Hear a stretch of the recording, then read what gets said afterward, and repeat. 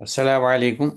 वालेकुम अस्सलाम वरहमतुल्लाहि वबरकातुहू। आज के सेशन की शुरुआत हम सूरह अल अनाम की आयत नंबर 155 से करेंगे। औज़ुबिल्लाहि मिनश्शैतानिर्रजीम बिस्मिल्लाहिर्रहमानिर्रहीम। वहाज़ा किताबुन अंज़लनाहु मुबारकुम फत्तबिऊहु वत्तक़ू लअल्लकुम तुरहमून। और ये किताब जिसे हमने नाजिल किया बरकत वाली है, बस इसमें मौजूद अहकाम की इत्तिबा करो, यानी मुत्तकी बनो, ताकि तुम पर रहम किया जाए। पिछली जो इससे पहले आयत आई थी उसके अंदर हजरत मूसा पे नाजिल करदा किताब के सिलसिले में बात कही गई थी कि वो हिदायत है, रहमत है। और चूंकि ये सिलसिला हजरत आदम से शुरू होकर मोहम्मद सल्लल्लाहु अलैहि वसल्लम पे रिसालत नबूवत का इख्तिताम पजीर हुआ, और आप सल्लल्लाहु अलैहि वसल्लम खातिमुल अंबिया व रसूल हैं, यानी आपके बाद कोई आने वाला नहीं है। और आप पर जो किताब नाजिल हुई उस किताब के बारे में खुद कुरान के अल्फाज में से ये भी है, जो बहुत सारी सिफात है उनमें से एक है मुहैमिन।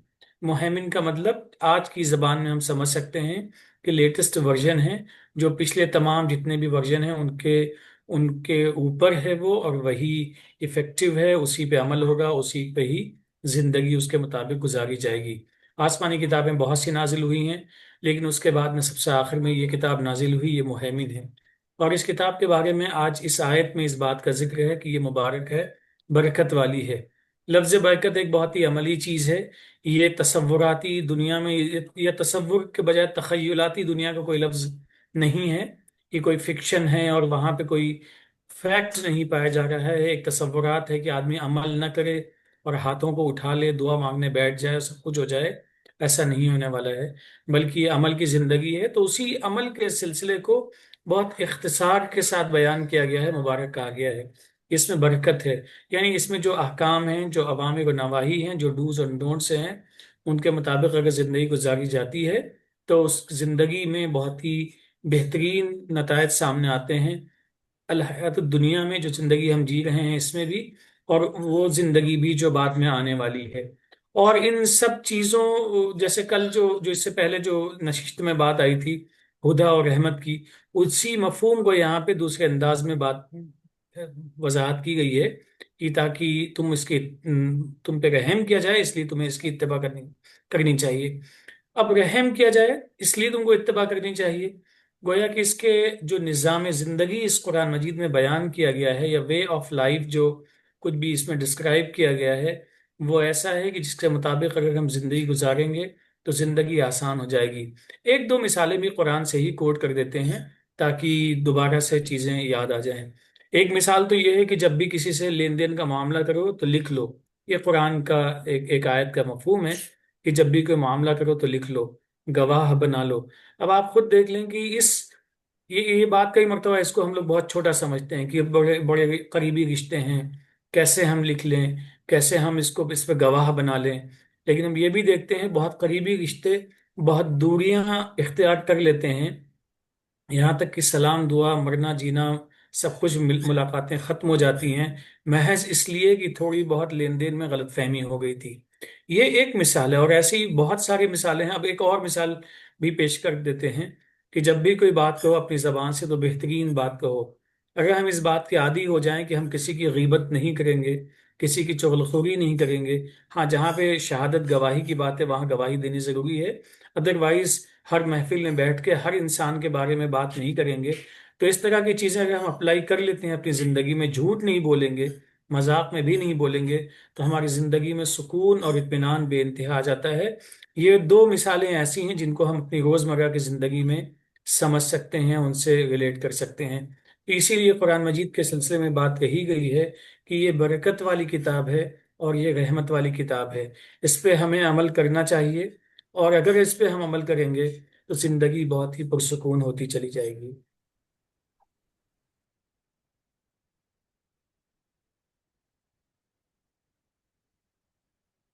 पहला हिस्सा जो इस आयत का है कि ये किताब जिसे हमने नाजिल किया बरकत वाली है, तो लफ्ज़ बरका जो है ये, ये हर उस निज़ाम और उस चीज़ के लिए हम इस्तेमाल करते हैं जिसमें मुस्तकिल बढ़वार हो, ग्रोथ हो, कोई रुकावट ना हो, बंदिश ना हो। यानी अल्लाह ताला के अहकामात के हिसाब से जब आप ज़िंदगी गुजारते हैं तो मुस्तकिल नशोनुमा होती है, आपके नफ्स की भी होती है, हालात भी सुधरते हैं, बेहतरियाँ आती हैं। और اس گروتھ کی کوئی اینڈ نہیں ہوتا، یہ کنٹینیوٹی ہے اور مستقل جاری رہتی ہے. یعنی میں اکثر اس بات کو کہتا ہوں کہ آج کی زبان میں ہم اسے کہہ سکتے ہیں کہ سسٹینیبل سسٹم ہے، جو جاری رہتا ہے مستقل، اس کی رحمتیں، اس کی برکتیں. اس کے بعد کا جو حصہ ہے فَاتَّبِعُوا وَاتَّقُوا لَعَلَّكُمْ تُرْحَمُونَ، یہ بہت ہی اہم اور کروشل چیز ہے کہ پس اتباع کرو. اتباع کس کی کرو؟ جو کتاب نازل کی گئی ہے، یعنی جو اللہ کے احکامات آئے ہیں، تاکہ تم پہ رحم کیا جا سکے. اچھا، اتباع کی وضاحت یہاں پہ واتقوا کے ساتھ ہے کہ اتباع کرو یعنی تقوی اختیار کرو. تقوی کیا ہے؟ اللہ کے احکامات سے جڑ جانا، یعنی جو کتاب نازل کی گئی ہے اس کے ساتھ جڑ جاؤ. کس طرح جڑ جاؤ؟ کہ جس چیز کو کرنے کا حکم ہے اسے کرنا ہے، اور جس چیز سے روکا گیا ہے اس سے رک جانا ہے. پوری طرح سے بندگی، پوری طرح سے اتباع اللہ تعالیٰ کے احکامات کا، اسی کو تقوی کہا گیا ہے، اور اس کو اس چیز سے منسلک کیا گیا تاکہ تم پہ رحم کیا جا سکے. اب یہاں غور یہ فرمائیے کہ ہم ہمیشہ اس بات کی دعا کرتے ہیں اللہ تعالیٰ سے کہ یا اللہ ہم پہ رحم فرما دے. کوئی ایسا شخص نہیں ہوگا جو اللہ تعالیٰ سے رحم کی دعا نہ مانگتا ہو، لیکن ان میں سے بہت کم لوگ ہوں گے جو اس نسخے پہ عمل کرتے ہوں جو رحم کو حاصل کرنے کے لیے قرآن بتاتا ہے، اللہ کے احکامات کے اتباع کرنا. یہ اتباع اتنی اہم چیز ہے، اور اتنا ہی اس کو میں یہ سمجھتا ہوں کہ ہمارے ہلکے میں لیا جاتا ہے. اتباع حکم ہے، ایک حکم کا صیغہ ہے. اور بات پھر وہیں آتی ہے جسے میں بار بار کہتا ہوں کہ قرآن کریم میں بہت سارے احکامات ہیں. احسان کا بھی ہے، وحسنوا، اتبعوا ما انزل الیکم، اتباع کے بھی احکامات ہیں. لیکن ہم نے ان احکامات کو پتہ نہیں کس وجہ سے نظر انداز کر دیا ہے. ہم نے احکامات چند چنے ہیں، اور باقی احکامات جس کی اہمیت بے انتہا ہے.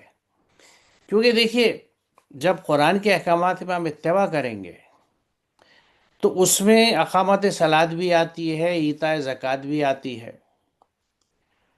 اور ساتھ ہی اور وہ بہت سے احکامات بھی آتے ہیں جو قرآن بتاتا ہے.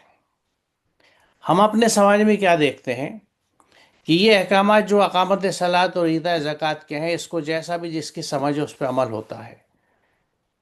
حکم کہا جاتا ہے، فرض کہا جاتا ہے، بالکل درست ہے. حکم ہے، فرض ہے، اہمیت سے کسی کو انکار نہیں ہے. اس کو بہتر سے بہتر شکل میں اور افیکٹولی کہ اچھے نتائج برآمد ہوں، اس طرح اس پہ عمل کرنا چاہیے. لیکن باقی احکامات، ابھی ایک حکمیہ سامنے رکھا فاتبعوا، یعنی اتباع جو ہے وہ حکم ہے اللہ تعالیٰ کا، اور اتباع کرنی ہے. اب اس سلسلے کچھ اور آیت میں یہاں رکھتا ہوں جو اس چیز کو مزید کھولتی ہے. یہ اعراف 3 کی جو آیت ہے کہ اتبعوا ما انزل الیکم من ربکم، جو اللہ نے تمہاری طرف سے، جو اللہ کی طرف سے نازل ہوا ہے اس کی اتباع کرنی ہے، اس کو فالو کرنا ہے. ولا تتبع من دونی اولیاء، اور کسی اور اولیاء کی اتباع نہیں کرنی ہے.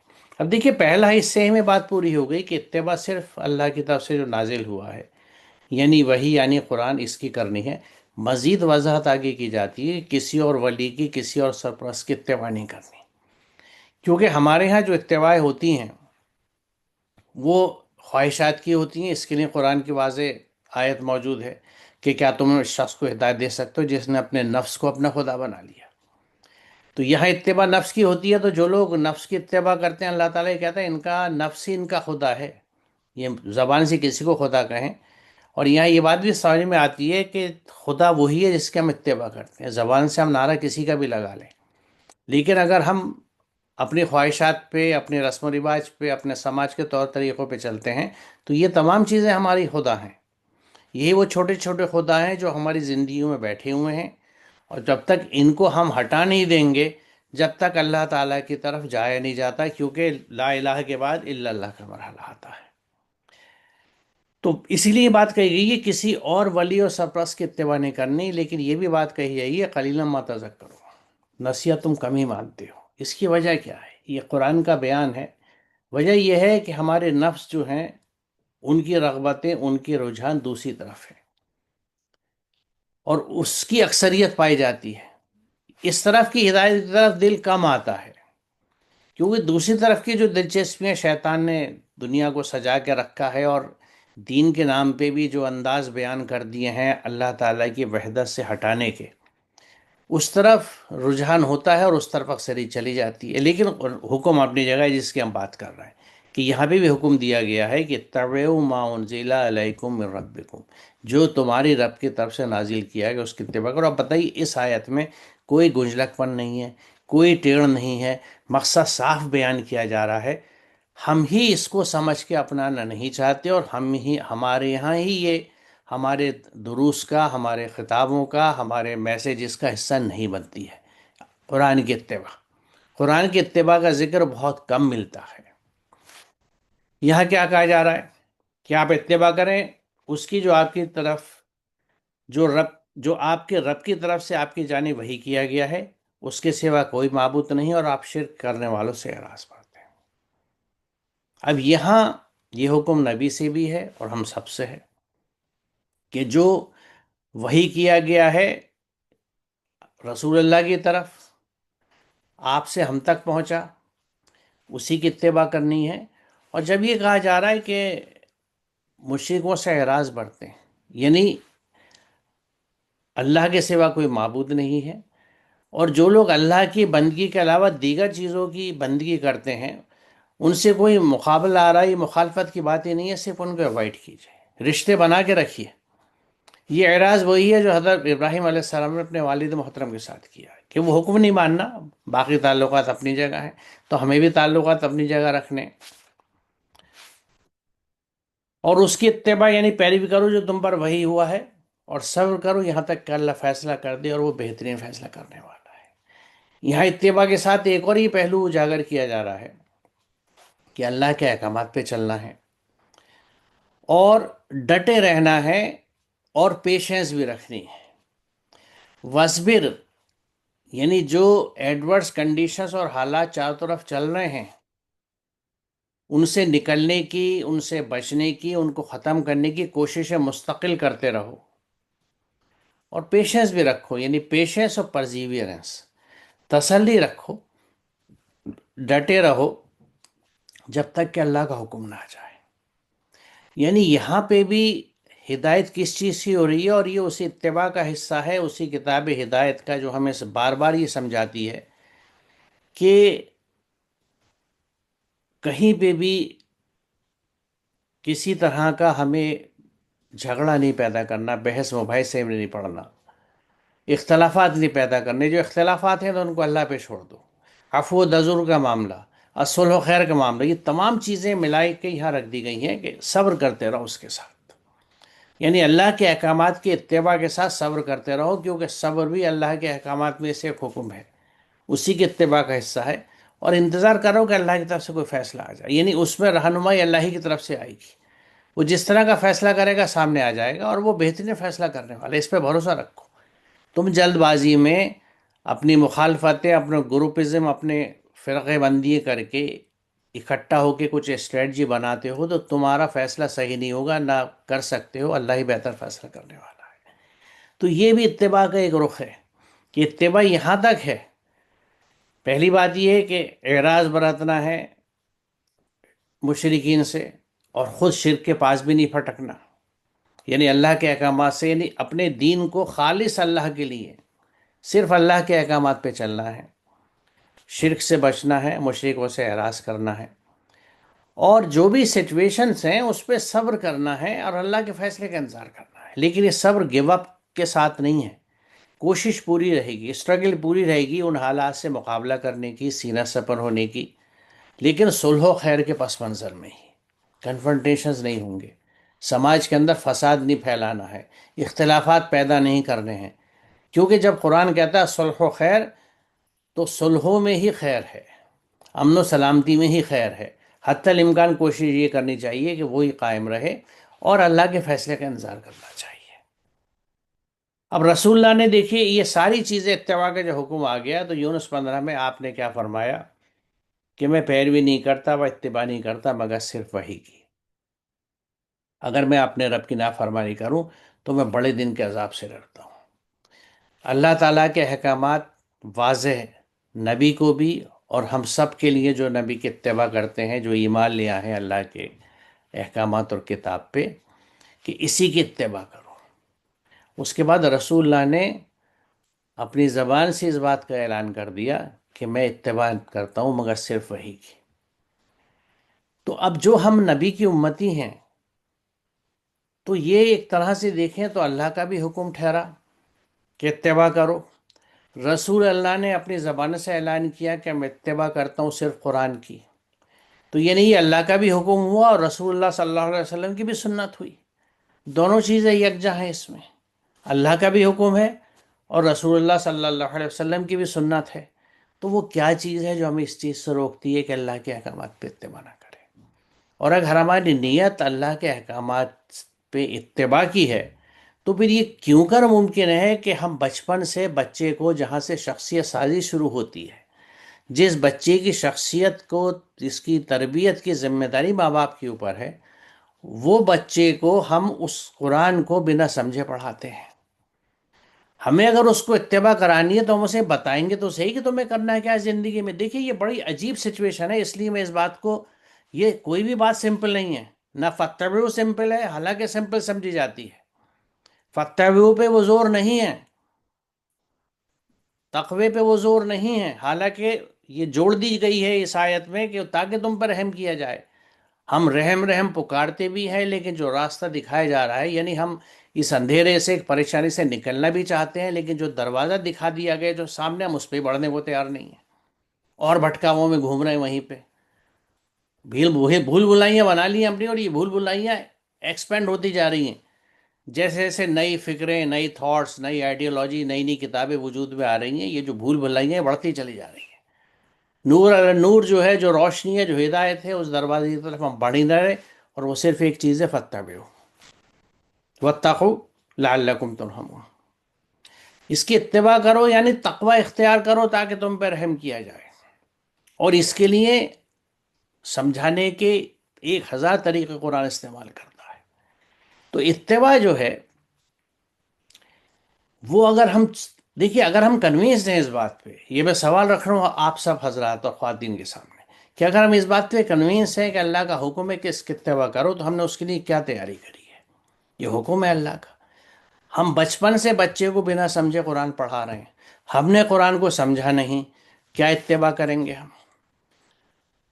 یہ شعبان ہے، اگلا مہینہ رمضان کا ہے جس میں نزول قرآن کا سلسلہ شروع ہوا، اس کو ہم ایک طرح سے سمجھا جائے تو وہ نزول قرآن کا مہینہ ہے، اس کی اہمیت ہے، اس میں بھی ہمارے یہاں جو اہتمام ہے، میں سمجھتا ہوں کہ ایک منسکیول، بہت چھوٹی سی ہماری پرسنٹیج ہوگی خواتین و حضرات کی، جو اس ماہ میں خاص طور سے ایمفیسس دیتے ہیں قرآن کو سمجھنے پہ، اس پہ عمل کرنے پہ، اور اپنے لیے لائحہ عمل، ایک بلو پرنٹ اگلے پورے سال کے لیے بناتے ہیں، تاکہ پوری زندگی پھر اسی طرح ایک رمضان سے دوسرے رمضان میں قرآن پہ عمل کر کے چلے۔ اس مہینے میں پورے قرآن کو سمجھ کے پڑھ لوں، نوٹس بنا لوں، اور اپنے لیے لکھ لوں کہ مجھے کس کس کام کو کس طرح کرنا ہے اور کن چیزوں سے رکنا ہے۔ پڑھا جا رہا ہے بنا سمجھے، قرأت ہو رہی ہے بنا سمجھے، تراویح ہو رہی ہے بنا سمجھے، اور ان چیزوں کو اتنی عقیدتیں اور دین کا اتنا مضبوط حصہ سمجھ کے کرتے ہیں کہ جو کوئی یہ نہیں کرتا وہ ہماری نظر میں کھٹکتا ہے۔ ہم خود اپنی نظر میں نہیں کھٹکتے کہ ہم کھلی بغاوت اللہ کے احکامات سے کر رہے ہیں، ہم حدود توڑ رہے ہیں، تکذیب کر رہے ہیں اللہ کی آیات کی، اور احساس نہیں ہے۔ تو اگر باہر سے احساس نہیں ہے تو میری عقل کہاں چلی گئی؟ میں اپنی زندگی کے ہر معاملے میں جب عقل کرتا ہوں، غور و فکر کرتا ہوں، بڑی احتیاط سے ہر چیز کو کرتا ہوں، رشتے بڑی احتیاط سے، انویسٹمنٹ بڑی احتیاط سے، ہر قدم احتیاط کے ساتھ پھونک پھونک کے اٹھاتا ہوں جہاں پہ چیلنجز ہوں، یہاں یہ ہماری نظر میں نہیں ہے۔ تو یہ بڑی اہم چیز ہے کیونکہ رسول اللہ کا یہ قول ہمارے سامنے ہے۔ طارق صاحب ایک آیت اور لے لیتے ہیں۔ بہتر ہے ان تقولوا انما انزل الكتاب على طائفتين من قبلنا وان كنا عن دراستهم لغافلين، کہ کہیں تم کہو کہ ہم سے پہلے دو گروہوں پر کتاب اتاری گئی اور ہم غافل رہے کہ ان میں کیا سبق ہے۔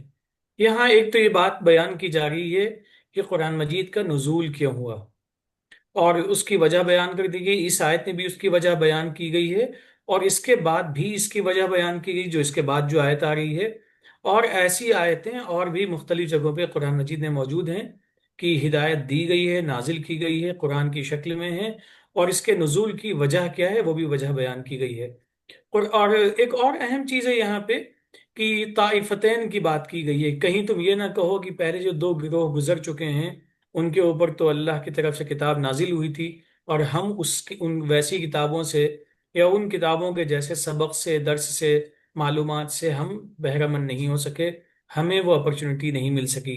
تو یہاں پہ وہ دو کون سے مراد ہیں؟ ظاہر سی بات ہے جو ان کے جہاں پہ قرآن مجید نازل ہو رہا تھا ان کے اطراف میں جو زیادہ ویزیبل گروپ موجود تھے ان کی طرف اس میں اشارہ ہے، اور انسان کو سمجھانے کے لیے وہی مثالیں پیش کی جاتی ہیں جو مثالیں اس کی سمجھ میں بہت آسانی سے آ جائیں، اور وہ اس کی روزمرہ کی زندگی سے ہی مثالیں اٹھائی جاتی ہیں اور ویسے ہی باتیں بیان کی جاتی ہیں۔ اب یہاں پہ اس آیت میں مختصر انداز میں یہ بات کہی جا رہی ہے، کہیں لوگ تم یہ نہ کہہ بیٹھو کہ ہمارے پاس میں کتاب نہیں آئی ہے۔ قرآن مجید سے ہمیں ایک سبق سیکھنا چاہیے اپنی زندگی میں کہ ہر چیز ایک لاجک کی بیسس پہ ہوتی ہے، ریزن کی بیسس پہ ہوتی ہے۔ کوئی کام کروایا جا رہا ہے تو اس کام کی وضاحت بھی پیش کی جاتی ہے کہ اس کے یہ فائدے ہیں یا یہ نقصانات ہیں۔ اس سلسلے میں قرآن مجید کی ایک اور آیت پیش کرنا مناسب ہے جہاں پہ ان چیزوں کا ذکر ہے جس میں نشہ شامل ہوتا ہے، جس کو خمر کہتے ہیں۔ قرآن کہتا ہے کہ اس میں نفع بھی ہے، نقصان بھی ہے، لیکن ان کا نفع کم ہے اور ان کا نقصان زیادہ ہے۔ یہ بڑی اہم چیز ہے جو ہمیں بھی اپنی روزمرہ کی زندگی میں سمجھنا چاہیے۔ جب بھی کوئی بات آتی ہے تو اس میں وجہ معلوم ہونی چاہیے۔ یہ ہم بار بار اس لیے کہہ رہے ہیں، کئی مرتبہ ہمیں معلوم ہوتی ہیں کہ بس فلاں بات بہت اچھی ہے، فلاں چیز بہت اچھی ہے، لیکن ہمارا انداز افہام و تفہیم اتنا تلخ، اتنا ترش اور اتنا تکلیف دہ ہوتا ہے کہ انسان سمجھ نہیں پاتا ہے۔ ہمیں ایسا لگتا ہے کہ ہمیں امپوز کر دینا چاہیے، جتنی بھی اپنی قوت ہے اس قوت کے ساتھ تھوپ دینا چاہیے، اور یہ بات ذہن میں نہیں رکھتے ہیں کہ قرآن ہمیں کیا سلیقہ سکھاتا ہے، کیا طریقہ سکھاتا ہے۔ بہت بہت ہی سمپل سے الفاظ ہیں اس آیت کے، جو لوگ عربی سمجھ سکتے ہیں یا جو کوشش کر کے مزید سمجھنے کی کوشش کریں ان کو اندازہ ہوگا اس کا جو پیرایا ہے، جو نیریشن کا جو انداز ہے، بیانیہ ہے، بہت آسان، بہت سمپل سا ہے۔ تو ہمیں بھی اسی انداز میں یہ چیزیں وقتاً فوقتاً جو آتی ہیں سیکھتے رہنا چاہیے، تاکہ ہم جب دعوت کا کام کرتے ہیں، عملی طور پہ جب آگے بڑھتے ہیں، تو زندگی میں ہم بہت ہی مثبت اور ایجابی انداز میں آگے بڑھتے چلے جائیں۔ دیکھیے قرآن کا آرگومنٹ بہت ٹائٹ ہے، کوئی لوز اینڈز نہیں ملتے، چیز ایک دم جسے کہتے ہیں نا کہ آخری کنارے تک پہنچا دی جاتی ہے۔ یہ سب چیزیں سمجھانے کے بعد اگر ہم پیچھے 151 سے ٹریس کریں کیا سمجھائے جا رہے ہیں احکامات، تو یہاں یہ کہا جا رہا ہے کہ یہ کتاب ہم نے تم پہ نازل کر دی تاکہ تمہیں یہ شکایت نہ ہو جائے کہ جو تمہارے پیچھے یہود و نصارہ پہ کتابیں آئی ہیں تو تمہیں یہ نہ لگے بھئی ہمیں تو دی نہیں گئی، ہمیں تو سبق ملے ہی نہیں، یعنی یہ گنجائش بھی ختم کر دی۔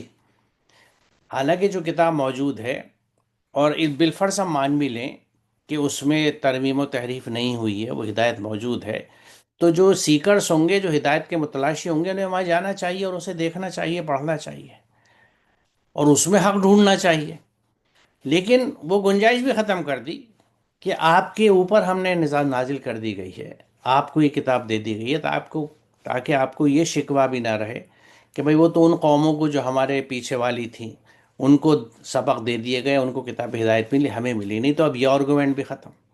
یعنی اب کوئی گنجائش نہیں ہے کہ ہم یہ جسٹیفائی کر سکیں کہ ہم اللہ کے احکامات پہ اتباع کیوں نہیں کرتے، فَاتَّبِعُوا ہوتے ہوئے ہم اتباع کیوں نہیں کرتے۔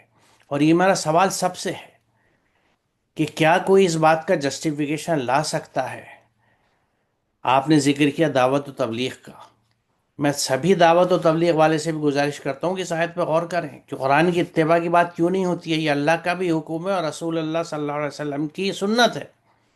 یونس 15 میں جب آپ فرما رہے ہیں کہ میں نے اتباع نہیں کری مگر صرف وحی کی، تو گویا آپ نے اپنی پوری زندگی وحی پہ عمل کیا، یعنی قرآن پہ عمل کیا، بعثت سے لے کے وصال تک۔ تو تواتر کے ساتھ مستقل مسلسل اس سے بڑی سنت رسول اللہ کی کیا کوئی ہو سکتی ہے؟ تو یہ سنت رسول ہے، یہ حکم اللہ کا ہے، اب کس چیز کی دیری ہے؟ ہمارے یہاں انہی دو چیزوں کو ساتھ لے کے احکامات میں عمل کیا جاتا ہے۔ تو یہ قرآن کی اتباع کہاں پیچھے رہ گئی، اور رہ گئی تو کیا یہ میری ذمہ داری نہیں ہے؟ کیونکہ میں جب اپنا حساب دینے کے لیے اپنے اعمال نامہ لے کے وہاں حاضر ہوں گا جو میرے ہاتھ میں ہوگا، تو اس میں یہ جسٹیفیکیشن نہیں دے پاؤں گا کہ فلاں نہیں کر رہا تھا تو میں نے نہیں کیا۔ اس نے مجھے نہیں بتایا تو میں نے نہیں کیا، یہ سوللی میری رسپانسبلٹی ہے۔ شعور کی عمر میں پہنچنے کے بعد میرا ہر فعل جو ہے اس کا ذمہ دار میں خود ہوں، اچھا یا برا۔ تو اگر میں نے حق تلاش نہیں کیا، حضرت ابراہیم کے طریقے پہ نہیں چلا کہ اپنے رب کو کھوجتا، حق کو پہچانتا اور پھر حنیف ہو جاتا، واحد اسی اللہ کا، اسی احکامات کا ہو جاتا، ہر طرف سے منہ موڑ کے ابراہیم حنیف کا جو طریقہ ہے جس کا حکم ہے ہمیں، تو جواب دہ میں ہی ہوں گا۔ اس میں نہ کوئی بچانے والا ہوگا، نہ کسی طرح سے کوئی اس سچویشن سے میں باہر نکال پائے گا۔ میرے خیال سے طارق صاحب یہاں رکتے ہیں آج، جی مناسب ہے۔ اور انشاءاللہ اگلے سیشن میں سے آگے چلیں گے۔ السلام علیکم۔ وعلیکم السلام۔